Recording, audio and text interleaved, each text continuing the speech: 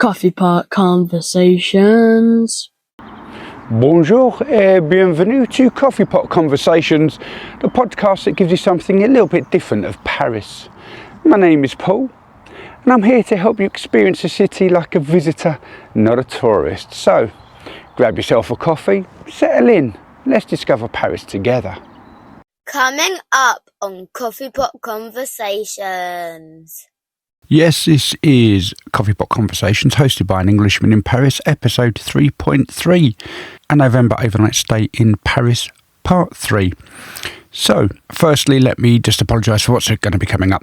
I mentioned it within the main conversation, but I'll mention it now as well. I'm on the metro, and as with all great public transport systems that run underground, you get a lot of noise, and some of it has distorted what I'm trying to say. I do occasionally try and go back over what I've said just to make it sound so you know what I'm saying. Very not like this now because you don't know what I'm trying to say. But what I'm trying to say is, on the metro there were some noises and you couldn't always hear me. So I've tried to go over in the voiceover part at the same time as to what's taking place, to mention what's taking place. Obviously with the metro and also at Jardin de Roi, and I'm having dinner. It's not great podcast viewing for those of you watching on video. For those of you listening, it's probably even less great. However, I do intersperse with conversation. Right, that's enough. Moving on to the news. And the first thing that struck me is the fact that there's a Paris AI Action Summit. Quite exciting, especially with the recent release of the Chinese AI model DeepSeek. Apparently it's caused a bit of a stir because they can do things cheaper. This AI Action Summit for 2025 is scheduled for Monday, February the 10th and Tuesday, February the 11th, which is the release date of this episode. So it's already taken place by the time you're going to hear this. They did have some pre-summit events, and that was it Thursday and Friday, the 6th and 7th of February. The event was held at the Grand Palais, and that actually comprised of 3 major sites which I didn't know, and one of them is the Palais de la Découverte, which is a museum and cultural centre dedicated to science. How about that, eh? The Grand Palais was last year's Olympic Games venue for fencing and taekwondo, and I've still not actually been in there. I believe Nev went to Le Petit Palais, and that was back in November 2023. I will at some point, I dare say, have a conversation with Nev regarding her visit there, because, hey, she went, and I want to know more about what she saw, what she felt about it, as well as other places. And she's going in a couple of weeks as well to Paris without me. Hey, I bear no grudges because I'm off in a few weeks myself. But I'm going for podcast purposes. She's going for a jolly up. Anyway, talking of jolly ups and Olympics, let's kick off about a documentary regarding the Luxor obelisk in Paris. It's to be screened at BTA's Maxim Hall. Now, I'm not really sure what the BTA is, so let me just double check on that. The BTA is something to do with Bulgaria, because I got this from the Bulgarian news agency. Operation Luxor, the Great Concorde Obelisk Expedition, directed by Thibaut Ferrer. It's going to be screened for journalists. It's to do with the big obelisk in Concorde, given to France from Egypt. And there's obviously the whole transportation side of things, as well as the obelisk itself. And there we go. So that's exciting. And continuing with the Olympic side of things, just to let you boys and girls out there know that there have been traces of rare mussel DNA in the Seine. Now that sounds worse than it actually is. Let me clarify. Mussels, moule, sensitive to pollution and thought to be on the point of extinction in France, have been discovered in the Seine in Paris since the clean-up. Now, it's like dead skin follicles that they found on rocks in the river, that kind of thing. Bit of a stretch, but they're happy they found it. They took samples from 8 points on the river, and they said that they've uncovered the DNA of 23 different types of mussels, including these 3 classified as near extinct. And these 3 are the thick-shelled river mussel, the black river mussel, and the depressed river mussel. So that's exciting. I don't think they're the ones that you would find in your moule feet. I may be wrong. You never know. But the depressed river mussel can grow up to 8 centimetres in length. Now imagine getting the shell of that one. Wow. Anyway, the mussels are sensitive to water quality, and they would also help the aquatic environment because allegedly they can filter up to 40 litres of water a day. Now, muscle filtered water, I don't know how clean and pure that is, but if it all helps bring... I'm just thinking, if it helps bring back aquatic life, are they really going to want people swimming in there? Oh, I don't know. That's up for them to worry about. Maybe they can just, panel a bit off and have nets and catch dolphins or whatever it is that's taking place at the moment. That's the Seine and the Olympics. Not so much nice news, although sort of nice news. For nearly 2 months, a cultural venue in Paris, the Gaîté Lyrique, has been housing young refugees who are currently homeless. The problem is it's getting worse. I think they have something like 4 toilets between them. It's not a nice place for them to be. It's up in the 3rd arrondissement, 3 bis Rue Papin. It's the cultural centre. And they do address cultural and social democratic as well as climate issues. So it's kind of apt that they take these homeless migrants on. But it's also not good that the fact that we have all these young refugees who are currently homeless. Something needs to be done, but not just in Paris, on a global scale. It's not fair anymore. We shouldn't be living in a world where this is taking place. And talking about in a world where things are taking place, Dutch-style roundabouts are becoming increasingly common in France. Obviously, Paris, and plan is to push for cycles and to remove cars, much like London is trying to do the same.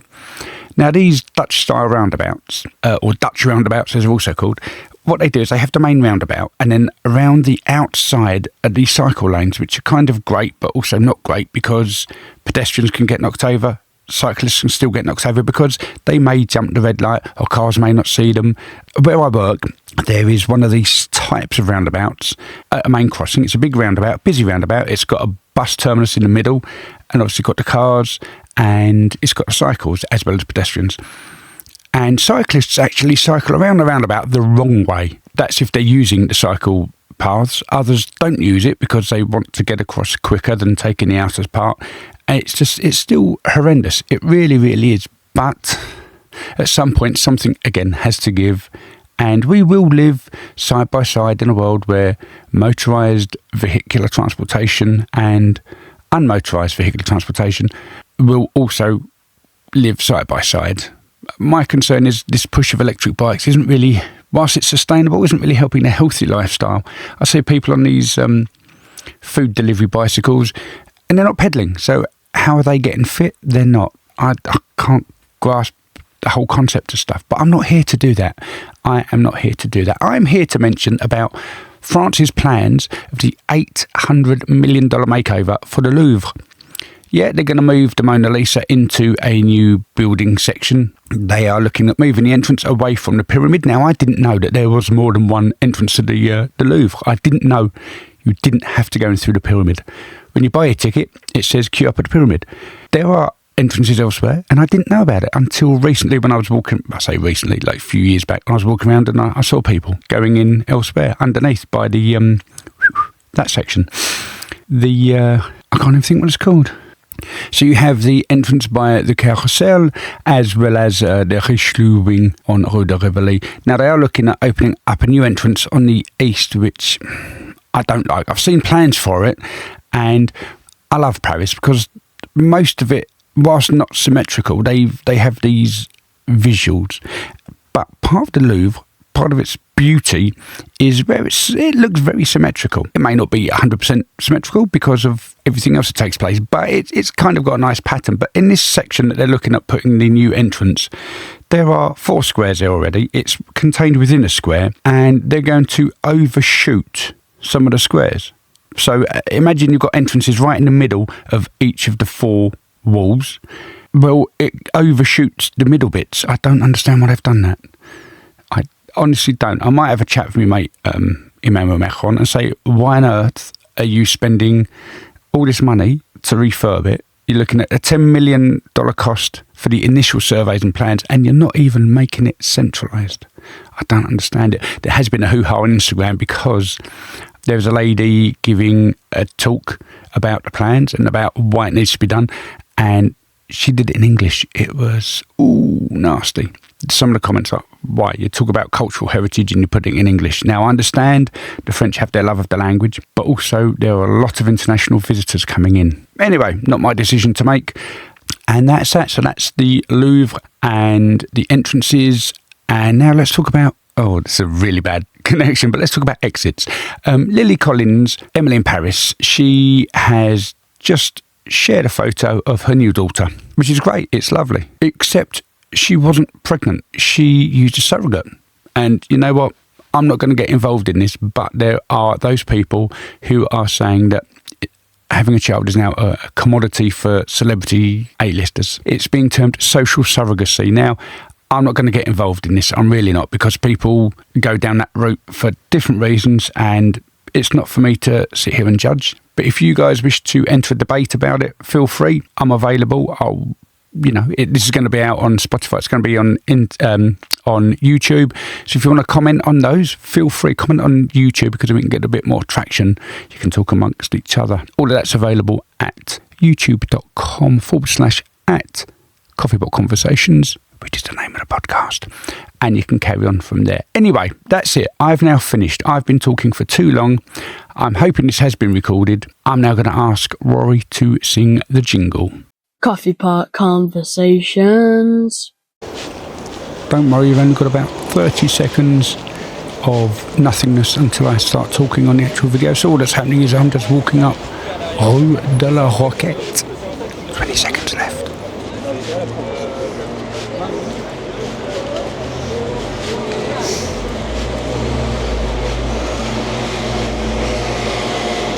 Yeah, it's definitely not the main part of Paris. Have accommodation under 60 euros. I'm not going to complain, even if I do lock myself in. So, Rue de la Roquette, probably named from the 15th century after the rocket plant that used to grow extensively in hilly and rocky areas. This became the place where many wealthy people built homes to be close to the capital. Also, Paul Varane lived with his mother on the 5th floor of number 17 from 1883 to 1896, writing The Accursed Poets, first published in 1884 and then extended in 1888. In it, he called the tribe of poets the race that will always be cursed by the powerful ones of the earth. Now, for you out there watching on video, you will notice a big red arrow. It's actually pointing at a Wallace fountain. It's superimposed on the video. It's not really there in real life. The red arrow, that is not the fountain. The fountain's definitely there, and it's located at an entrance to a garden that's a play area for small children, basketball courts for older kids, and bowls courts for grown-ups. Because it's in the hilly part of Paris, the park is a terrace garden with walkways and lush vegetation. It's a nice place for a rest. At the entrance to the park, there is a plaque commemorating Charles de Gaulle. So the fountain provides welcome refreshment for kids running around the park and others making their way up the hill to the entrance of Père Lachaise Cemetery. Okay, so before the park was a park, it was actually La Petite Roquette prison.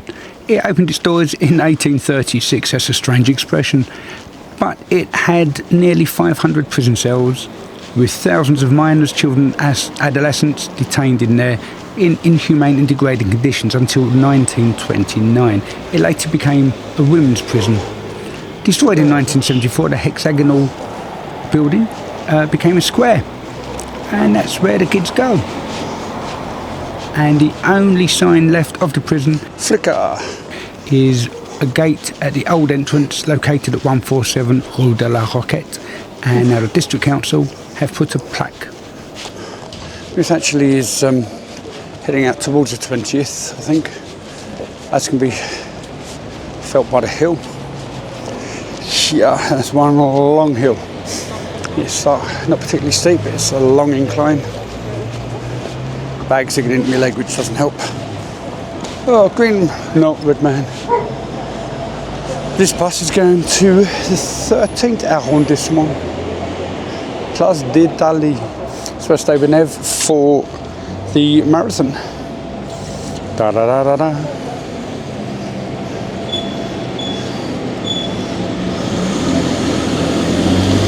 So rue de la Folie Originale.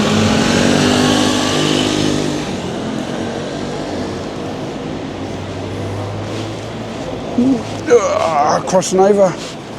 Oh. Starting to bugger.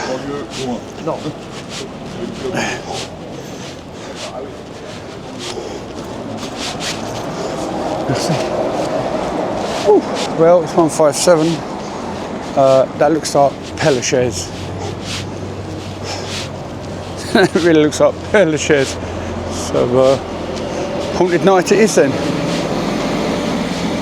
Might not be, we'll have a check.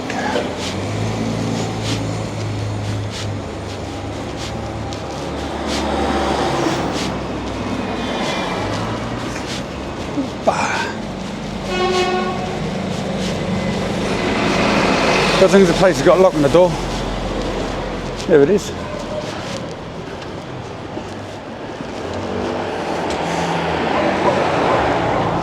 Well, it definitely was what I saw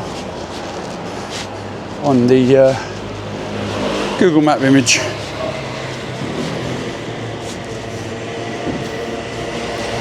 "45 minutes to go."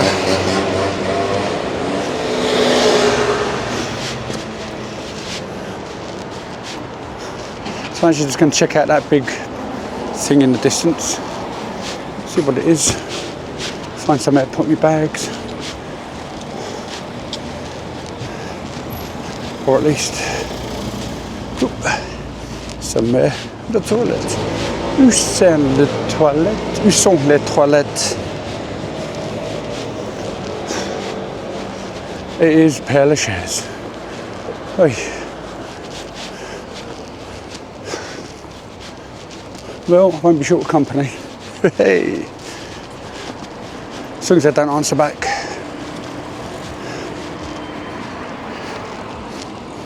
And then sometimes you get these weird avenues where I'm just in the middle of a dual carriageway, essentially. Traffic over here. Traffic over there. Who'd have thought, eh? Now, I've already walked past my hotel. I am early. And I've had a little walk down the side of Père Lachaise. So I'm going to try and do a video of that from the outside. I don't know if that's distasteful or not. You can skip through it if you find it is distasteful. Or it's just paying tribute to those that have gone before us. Now I'm actually just walking down here, looking for somewhere that I can stop off and have a little break.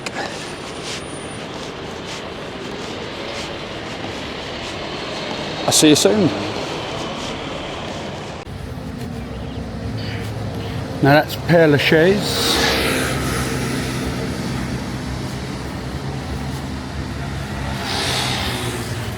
And down this Central Boulevard. So a wild section on the other side for the kids to go and play. There's a snakes and ladders board in the actual pavement. And I don't know if you can see, but there's like a strip going across that wall. No, let's do it again.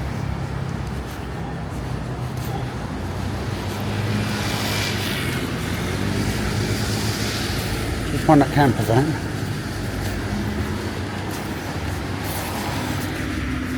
It's that strip. And what that is, it's a whole list of names of people that died during the First World War.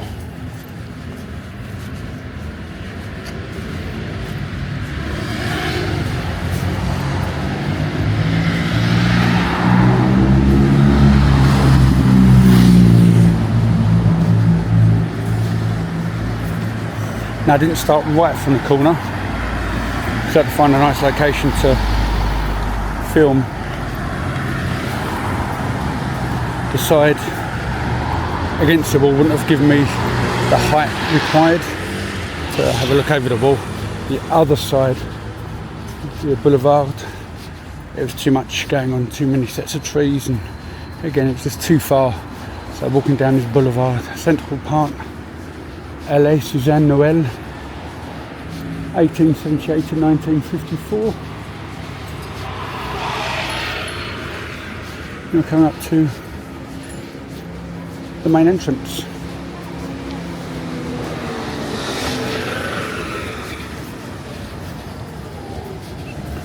And I just turn right here, and that's where I'll be staying. So I'm going to possibly tomorrow have a quick check in there, have a look at the Aberard and Louise that I didn't get to see Whenever because of the thunderstorms. So this is my room. We have a table and a chair, another chair and a hairdryer, bunk bed and a lamp, little unit for fan, that's my bag, don't worry about that. In here we have a shower, little wash basin and toilet. However, we also have a mirror. Bonjour. Bonjour. That's better, you can see me. Well,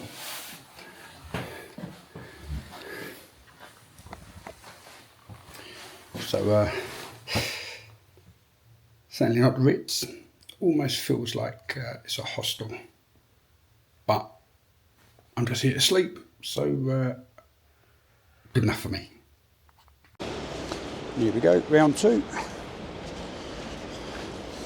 So I've checked in, brought my bags, rearranged the luggage, realised I think I was expecting too much.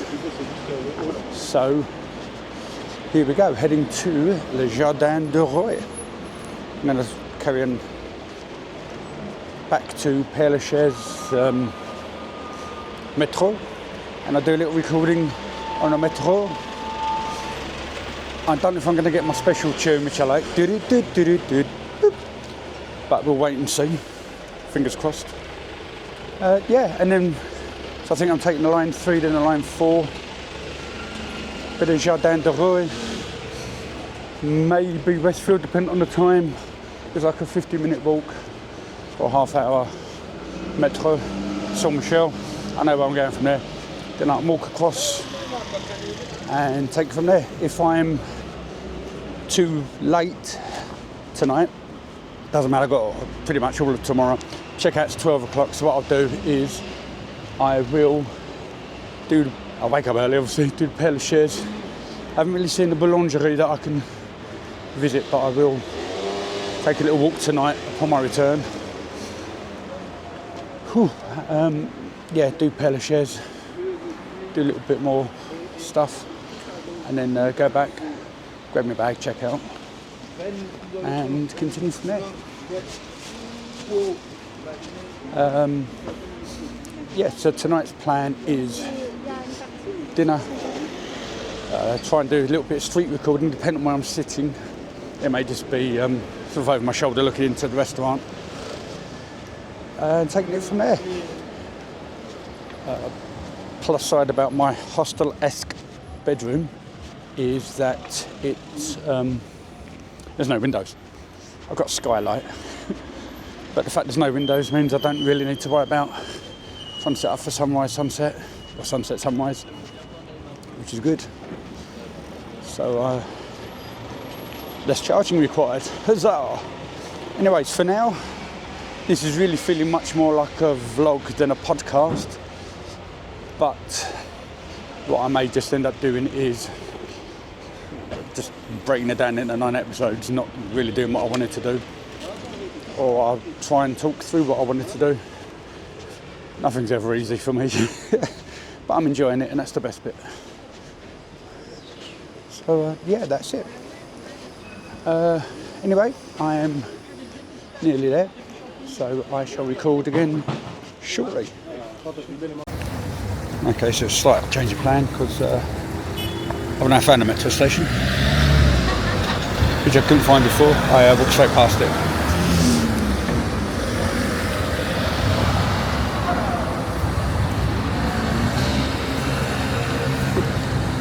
Kind of think this sign would have given it away, but no. Anyway, let's see what we can do.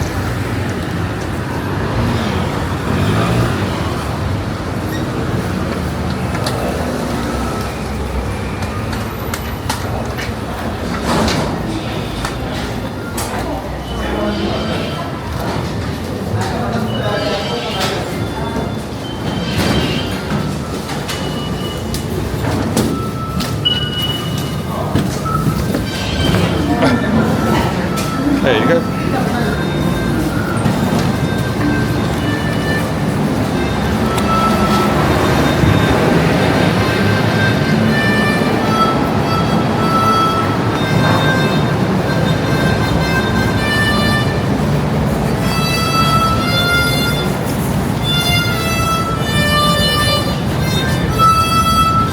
For those of you not watching the video and are being traumatised, it's a chap playing, I believe, a harmonica as I'm walking through the metro station looking for the correct platform.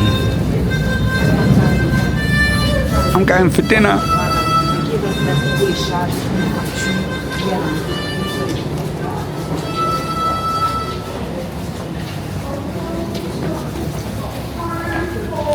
Always easy navigating a metro. So, the actual stations are like, the trains are like these in the stations.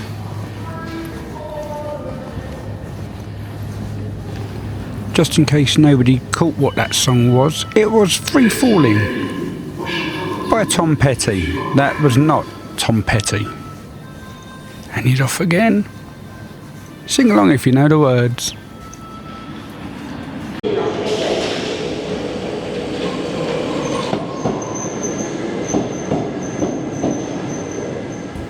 So we're just heading through with a quick video transition of me getting onto the metro. The part of this section, the audio went whoopsie woo woos because I was talking via my microphone and I don't know what happened. Obviously it's metro noise, which created almost, well, you'll hear it. So for the time being, I'm just going to let you know that the metro began operation on the 19th of July 1900. It was the first line opened, and actually without any ceremony. It was during the World's Fair, the Exposition Universelle. It expanded, carried on going quite quickly until World War I, and the core was complete by the 1920s. This is down to Wikipedia, by the way. Extensions into suburbs were built in the 1930s. So how about that? The original entrances were designed by Hector Grimard in the Art Nouveau style, adding an artistic flair to something as mundane as public transport. Many are still standing today, and they're so famous that replicas... My days, what's going on with my teeth? They're so famous that replicas exist in places like New York and Moscow. And I'll let you know what's going on with my teeth. I've got about 10 months worth of treatment coming up where pretty much I'm just going to have my teeth rebuilt, my dentures replaced, and my gaps filled. That's just a whole another topic, and a lot of money.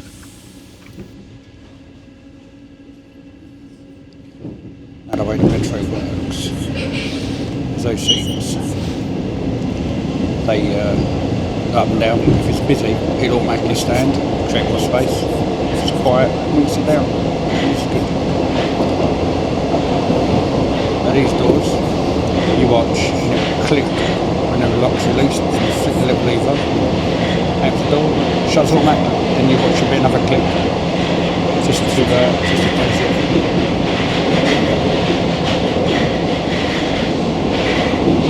I'll show you my favourite part in a minute.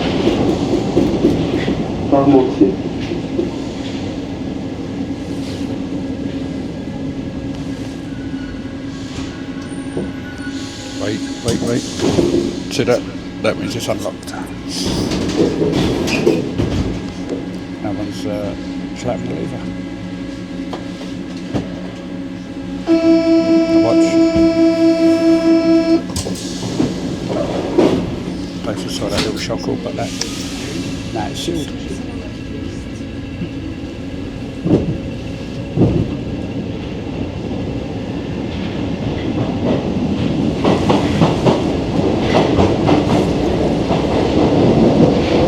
Now this part, my favourite, because you'll see it's flashing, and that flash tells you where you are or where you're coming up to next.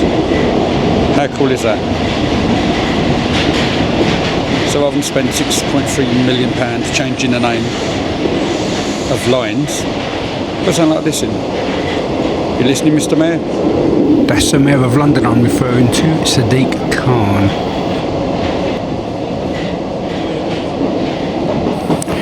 Okay, so I did a little bit digging around, and it turns out that there is a station called Port de Lilas, which is hidden and frozen in time. It's not really hidden because you can rent it out for, I believe, €20,000. And for that you get metro staff, a train, permission to decorate the station, room for 150 actors and crew, and the ability to move the trains around on a short loop that doesn't connect to other lines. Now this was all part of a station that was built and not used, Port de Lilas. It was sort of, it was open in 1921. It was constructed with two separate stations that are connected so employees could move between them. One was meant to be a reversal loop, but it didn't quite turn out that way. So it was given the nickname Port de Lilas Cinema, so people can use it. It's appeared in a few different films, such as Le Faibleur Destin d'Amélie Poulain, or Amélie as we call it in English, as well as Paris Je t'aime.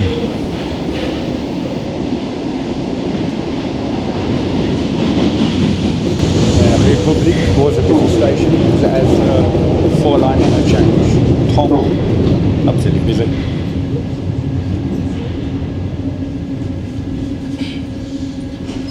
It's 4 o'clock on a Thursday afternoon. Click. 2 more and I'm off.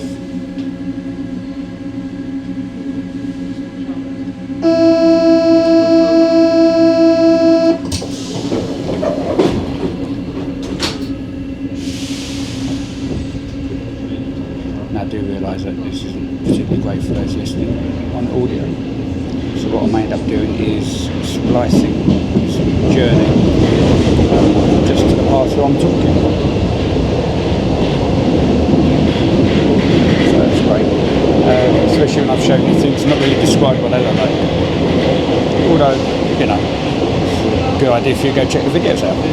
Winner, chicken dinner.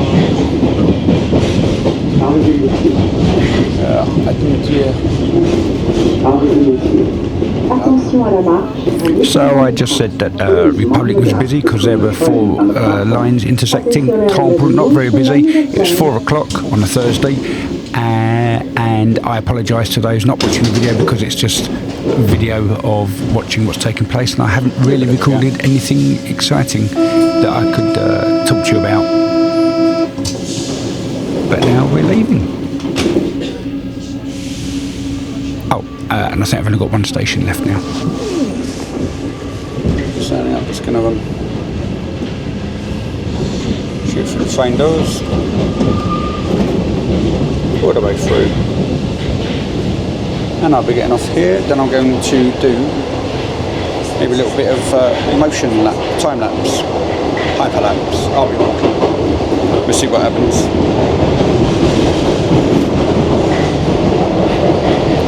This may just end up being a transition piece. You never know. So here we go. Réaumur, Sébastopol. Réaumur, Sébastopol. Wait for it. There's the door. Hey, Amaranth. Now I'm looking for sortir à 300 demi bar.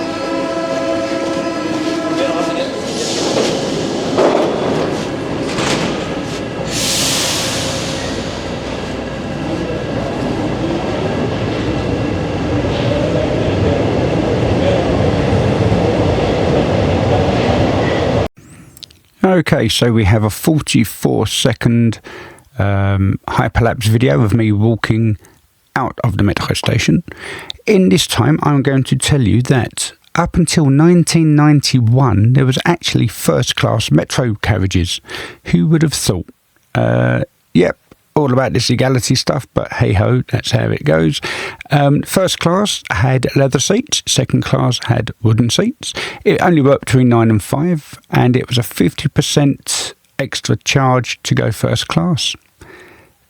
Yeah, was it worth it? Who knows? But also I found out that some of the metro carriages still run on rubber tyres. How about that, then?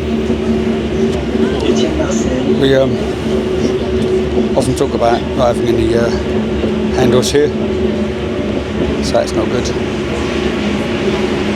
So when it gets busy, you don't really get much choice. Wedge your head, or you've got hope. Noticed it more with the Olympics in Venice. But don't have many stops. 5 stops. Yes, I didn't leave the metro, I actually caught another train instead, different line. Also noticed a slightly more modern train. Automatic doors. Ligne 4.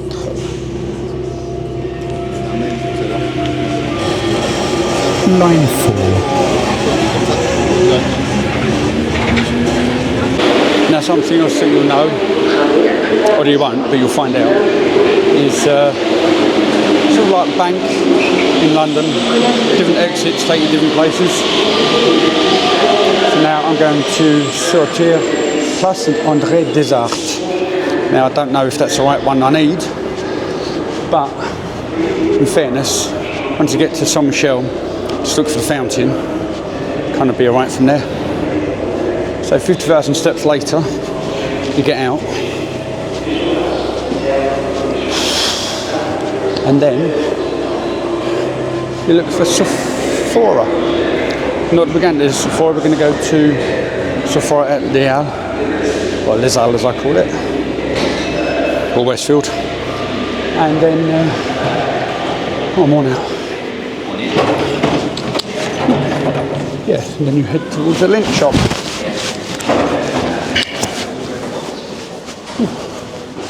So it's walking on the way out. They love their adverts and they love their stairs. Some metro stations have escalators, normally on the way out. And here we go. Oh.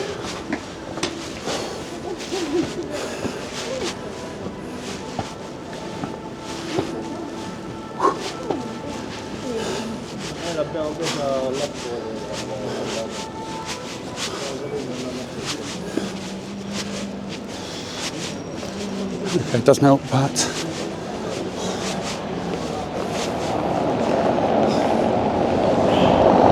now in the olden days, black and white days,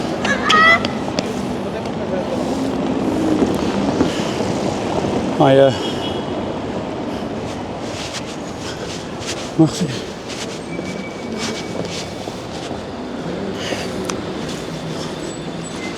used to go to this bookshop, Gibet Jaune. Yellow Gilbert I used to call it. Probably not what it stands for at all.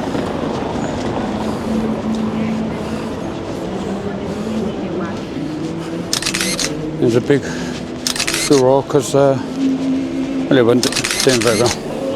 So they ended up shutting down. I think they've still got a couple of branches, 90% sure. But there we go. So not that you would know by looking at it, but that building in front of us is actually on the island.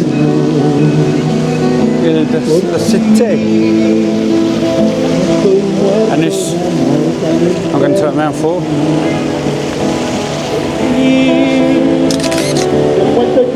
Is Fontaine Saint-Michel,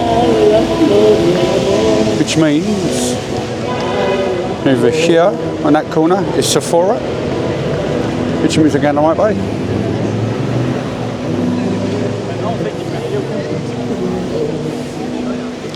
Hey.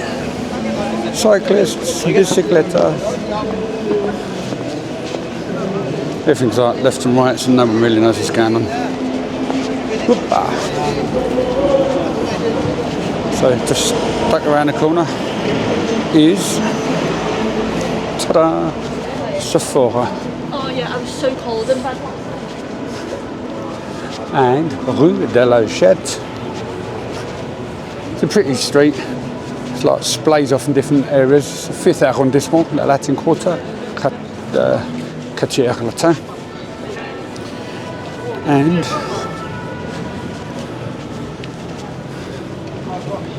we have Bar Latino, we have the Lint Shop, more importantly, this place here. And I'm just going to zoom in with Boomy. Le Jardin de Roy. Now that chap in the doorway, he's been here since I've been coming.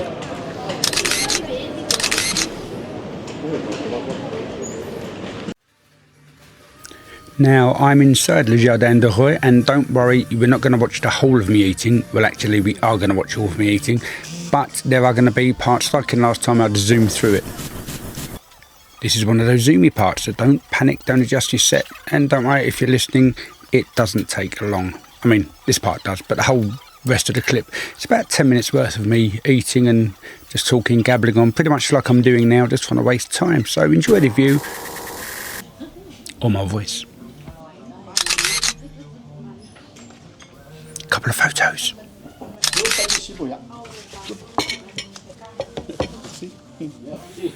Yep, just had my hors d'oeuvre delivered, blowing my serviette to put on my lap.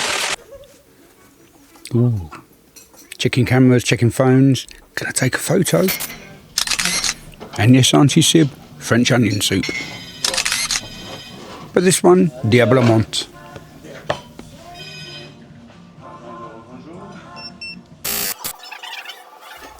Yep, just speeding through again. But that little bleep was one of my camera batteries running out. And now you're just watching me drink French onion soup. You can't actually see the French onion soup till I raise my spoon, and even then you don't see it, you just see a huge amount of steam and that lovely stringy cheese. Gruyere, Emmental, Comté, who knows? I'm not really a cheese person. Soup's the best option, daylight today. I must have listened over this section so many times, and it really does sound like I'm saying mushroom soup, but I don't think I was, because last time I had mushroom soup was years ago, back on Christmas holiday. Hotel with my uncle, Porchester Hotel, London. Not great.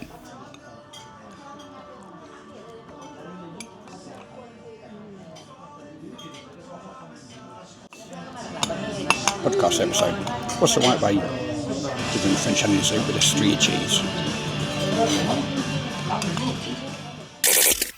If anybody knows, leave a comment down below or email me in. stringycheese@englishmaninparis.blog.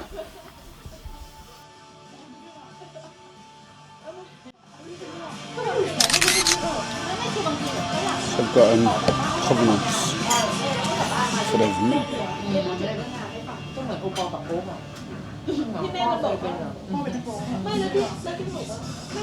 Dutch, France, Pays-Bas. Not sure where Pays-Bas is in German.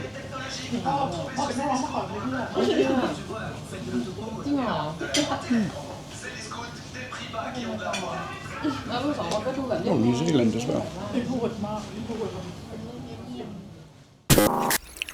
I wasn't sure where Pays-Bas was, but then it suddenly dawned on me, it is Netherlands. Nothing from the UK. starting out being a bit rude, sending messages. I just need to get this nailed down so I can actually talk to people, so talk out loud whilst recording. I think tomorrow will be the cafes, just find somewhere, sit on terrace, so I may even just hit up a bit tranquil, lock the stuff down, and boom, do it that way. I think that might be a better option.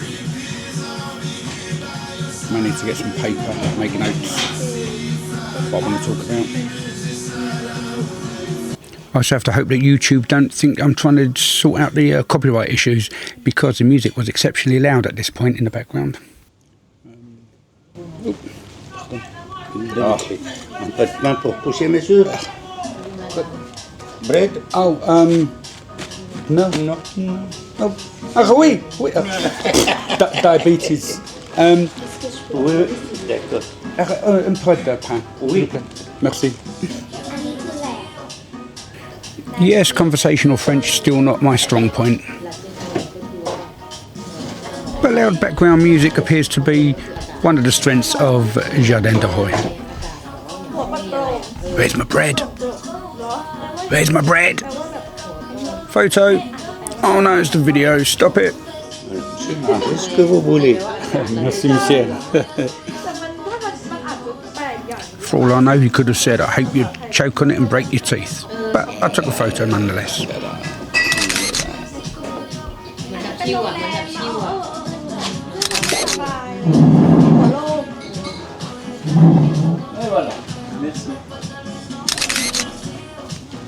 we go.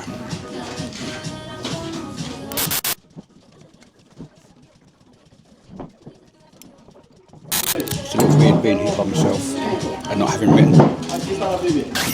Yes, I could direct you to my blog, anenglishmaninparis.blog, but instead I'm going to talk about food.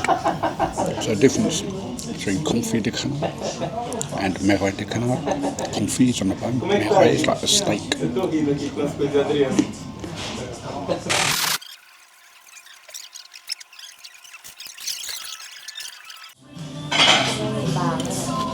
So at the minute, Nev and the boys are trying to work out what I've had for dinner.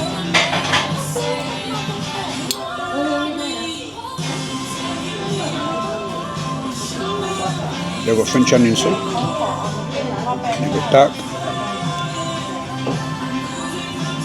but no chocolate mouse or mousse or crème brûlée.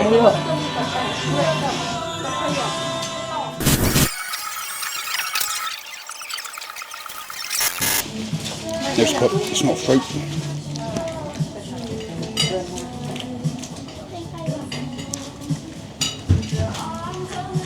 I had some of that earlier, which you would have seen in episode 3.1 when I had my French toast with fruit on top at Louisette in the 10th arrondissement.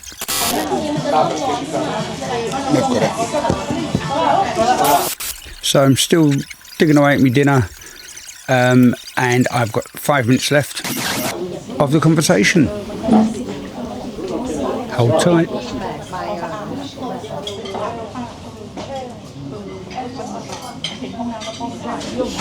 Something you wouldn't have in London. They just walked in, asked you to try it. You tried it, straight out again. Said thanks.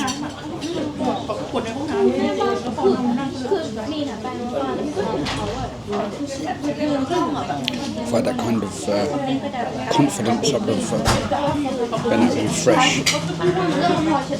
a lot sooner than I did. Even going to McDonald's, I had to ask for a code. Did Google Translate just to find out how to say it, which I knew. Not to worry. Tiramisu.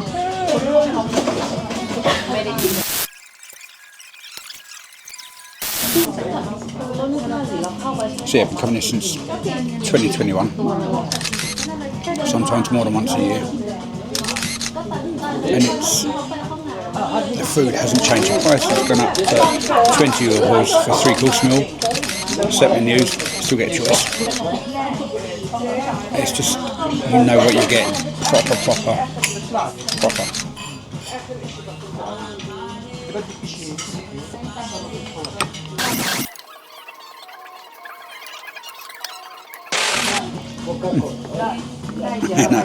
hits you right at the end. Yeah, every time. C'est bon.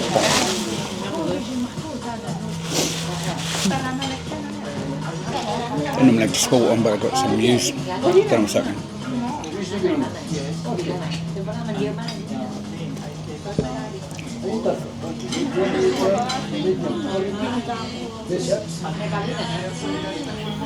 What I do know though is I am going to attach the microphone to my clothes next time, rather than leave it on the table.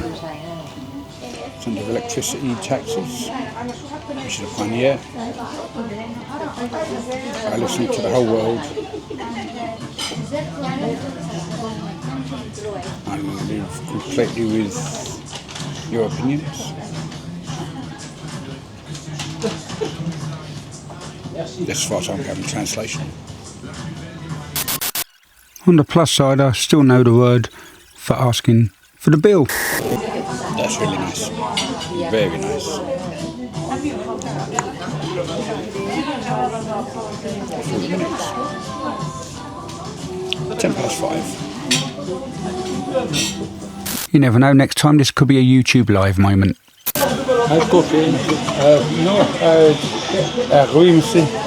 And retrospectively, that TV article was the French Prime Minister Barnier announcing concession in a bid to end the budget standoff. La décès. My face is really hurting. Yeah, my face and my French really hurting. And more on my face later. Well, I need to start packing up. And for continuity, the French Prime Minister is now François Bayrou since 13th December. This being recorded 28th November 2024. Put out that. But I'm going to keep it going because I want to tell you how much it really is.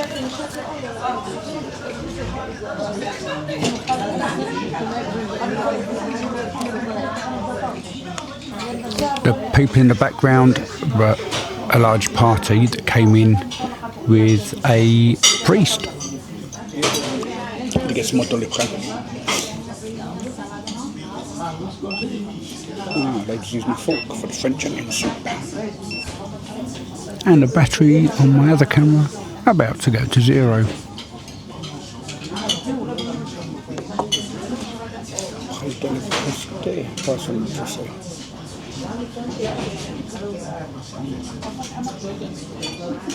So it's problem with French electricity.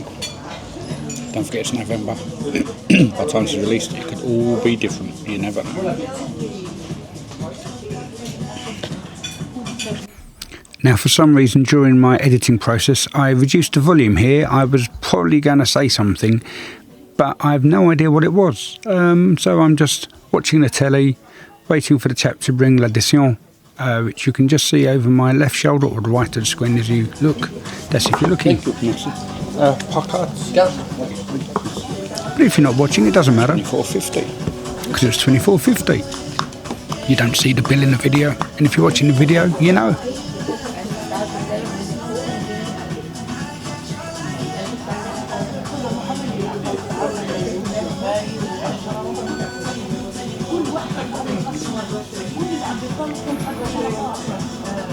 Have the bleep of my iPhone paying by card. Apple Pay.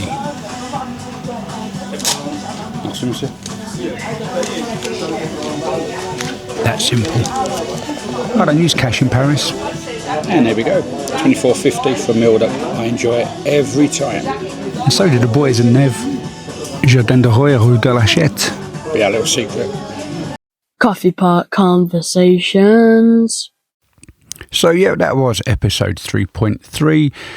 We made it to the we made it to the hotel, and then went out for dinner, which was lovely. Probably my favourite place to dine in Paris, Le Jardin de Roy in Rue de la Huchette in the 5th arrondissement. Easy to get to.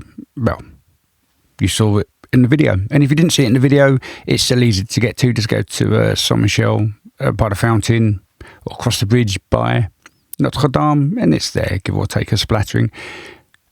I would also like to take this opportunity to wish Jasper a very happy birthday. Now, I know your birthday's been and gone, Jasper, and that's my fault, because what I should have done was realise the episode before was going to cover that period surrounding your birthday.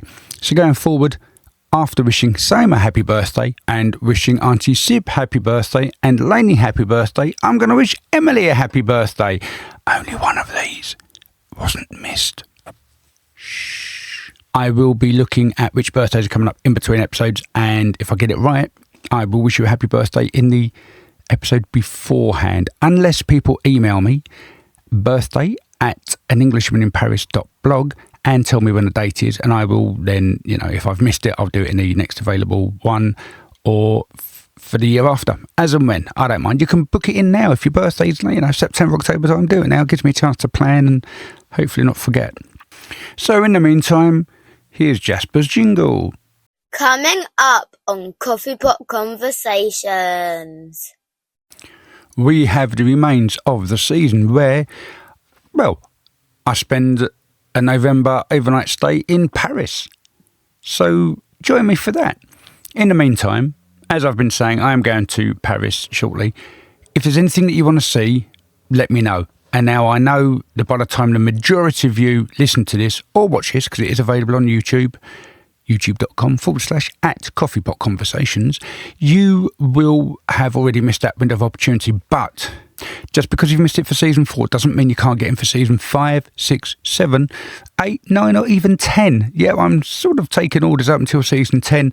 I plan to go to season 10 at least, which is 5 years worth of my life spent doing podcasts. Now, I am always adapting, as those of you that have listened from the beginning, be it playing catch up or gone all the way through, you will see that, there is a bit of an organic change, and I'm always open to constructive criticism. Now, I may well ignore it because, this is my personal pleasure dome, as it were, but it doesn't matter. Give me your ideas, give me your input, let me know what's going to happen. I will be asking you guys more questions. I will be expecting to see comments in the comment section, be it Spotify, YouTube.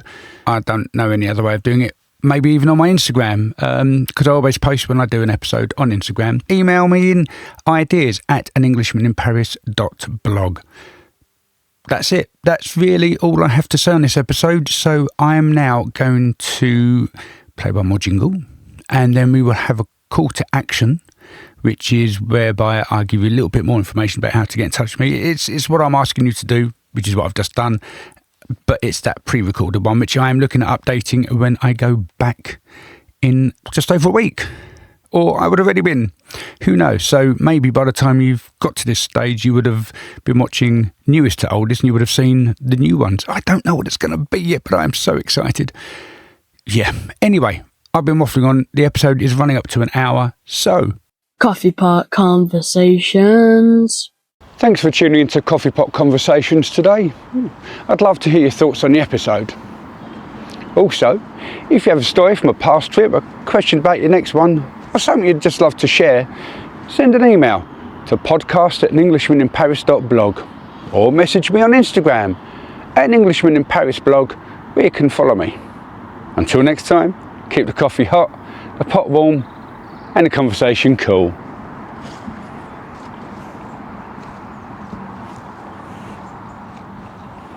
Coffee Pot Conversations.